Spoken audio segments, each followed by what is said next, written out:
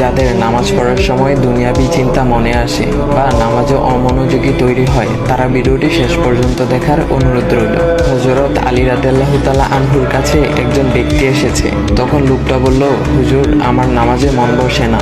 নামাজে দাঁড়ালে আমার দুনিয়াবি নানা চিন্তা আসে। হুজুর, আমার এই নামাজ কি আল্লাহ তাআলা কবুল করবেন? তখন হযরত আলী রাদিয়াল্লাহু তাআলা আনহা বলেছেন, না, তোমার নামাজ কবুল হবে না। তখন লোকটা মনে অনেক কষ্ট নিয়ে চলে যাচ্ছেন। এমন সময় রাসূল সাল্লাল্লাহু আলাইহি ওয়াসাল্লাম এসে হযরত আলী রাদিয়াল্লাহু তাআলা আনহুকে জিজ্ঞাসা করলেন, ইয়া আলী, আপনার কাছে লোকটা কেন এসেছিল?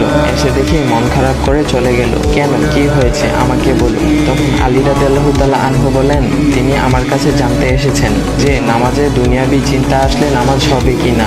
আমি বলেছি, না, তোমার নামাজ কবুল হবে না। রাসূল সাল্লাল্লাহু আলাইহি ওয়াসাল্লাম তখন বলেন, ইয়া আলী, আপনাকে আমি একটা চাদর উপহার দিতে চাই, তবে একটা শর্ত আছে। আলী রাদিয়াল্লাহু তাআলা আনহু খুশি হয়ে বলেন, ইয়া রাসূলুল্লাহ, কি শর্ত তা বলুন, আমি আপনার সকল শর্ত মেনে নিব। বুঝতেই তো পারছেন রাসূল সাল্লাল্লাহু আলাইহি ওয়াসাল্লামের চাদর বলে কথা। তখন রাসূল সাল্লাল্লাহু আলাইহি ওয়াসাল্লাম বললেন, ইয়া আলী, আপনি যদি এই মুহূর্তে 2 রাকাত নামাজ একনিষ্ঠভাবে পড়তে পারেন দুনিয়াবি সকল চিন্তা দূর করে, তাহলে আমি আপনাকে সেই চাদরটি উপহার দেব।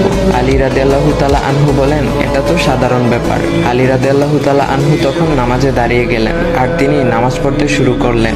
এমন সময় তার মনের মধ্যে শুধু ভাবনা চিন্তা আসতে শুরু করলো, আচ্ছা, আমাকে যে রাসূল সাল্লাল্লাহু আলাইহি ওয়াসাল্লাম যে চাদরটা দিবেন, সেটা কি ফাতিমার চাদর নাকি রাসূল সাল্লাল্লাহু আলাইহি ওয়াসাল্লামের? আচ্ছা, চাদরখানা দেখতে কেমন হবে?